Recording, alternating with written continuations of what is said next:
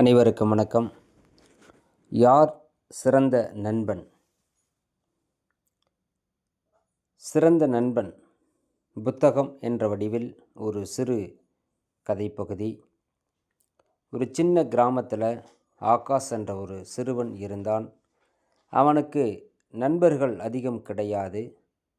இடைவேளை நேரத்தில் எல்லோரும் விளையாடி கொண்டிருக்கும்போது பள்ளியில் ஆகாஷ் மட்டும் ஓரமாக அமர்ந்து கொண்டிருப்பான். ஒரு நாள் பள்ளியில் நூலக ஆசிரியர் அவரை அழைத்து, ஆகாஷ், நீ ஏன் தினமும் தனியாக இருக்கிறாய் என்று கேட்டார். ஆகாஷ் மெதுவாக சொன்னான், எனக்கு பேச நண்பர்கள் இல்லை, அதனால் நான் தனியாக அமர்ந்திருப்பேன் என்றான்.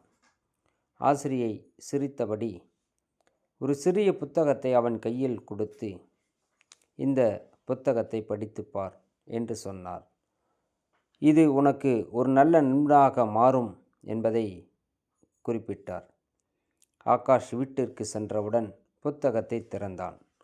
அதில் கதைகள், சாகசங்கள், நல்ல பழக்க வழக்கங்கள், தன்னம்பிக்கை நிறைந்த வார்த்தைகள் இருந்தன.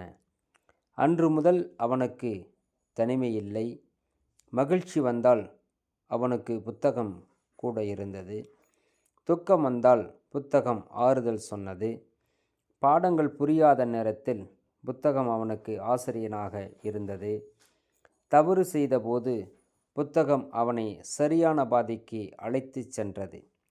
நாளடைவில் ஆகாஷ் வகுப்பில் முதல் மாணவனாக மாறினான்.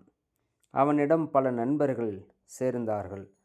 ஒரு நாள் நண்பர்கள் கேட்டார்கள், ஆகாஷ், உன் வாழ்க்கையை மாற்றிய சிறந்த நண்பன் யார் என்று கேட்டார்கள். ஆகாஷ் சிரித்தபடியே தன் பையை திறந்து ஒரு புத்தகத்தை எடுத்து காட்டி சொன்னான், என்னை விட்டு ஒருபோதும் விலகாத நண்பன், என்னை நல்ல பழக்க வழக்கமாக நல்ல மனிதனாக்கிய நண்பன், என் சிறந்த நண்பன் இந்த புத்தகம்தான் என்று சொன்னான். புத்தகம் பேசாது, ஆனால் வாழ்க்கையை பேச வைக்கும். புத்தகம் நண்பனாக இருந்தால் எதிர்காலம் ஒளிமயமாக்கும். ஆதலால் பள்ளி குழந்தைகளே, அனைவரும் புத்தகத்தை படிங்க.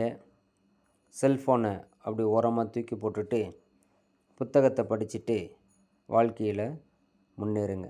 நன்றி, வணக்கம்.